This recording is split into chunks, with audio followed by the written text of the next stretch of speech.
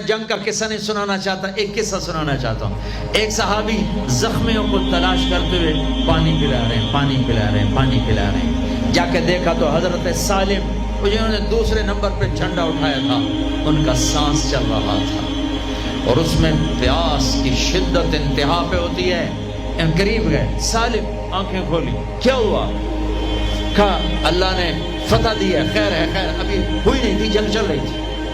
کہا پانی پیو گے؟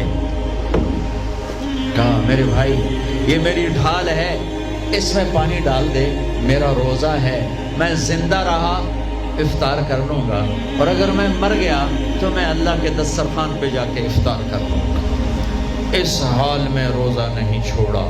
اور تم کہو جی گرمی بہت ہے، رکھے نہیں جاتے، روزے کی چھٹی نہ کرنا، اپنے دفتروں سے چھٹی لو، روزے کی چھٹی نہ کرنا۔ فَيَنْظُرَ كَيْفَ تَعْمَلُونَ، میرا اللہ دیکھنا چاہتا ہے کہ کس طرح اس کو راضی کرتے ہو۔ عاشق ہوں میں عشق کماویں، دل رکھیں وانگ پہاڑاں ہو، سائے سائے بدیاں ہزار غلامیں، کر جانے باغ بہاراں ہو، منصور جائے چپ سولی دیتے، جڑے واقف کل اسراراں ہو، سجدیوں سر چائیں نبا ہو، تھوڑے کافر کہن ہزاراں ہو۔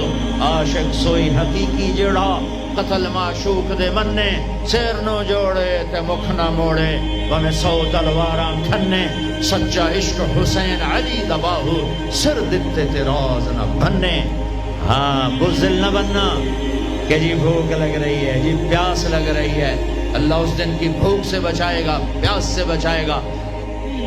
میرے عزیزو، میرے بچوں بچیوں، روزہ نہ چھوڑنا، روزہ نہ چھوڑنا، روزہ نہ چھوڑنا۔ یہ اللہ کی رحمتوں کا مہینہ ہے، یہ قرآن کا مہینہ ہے۔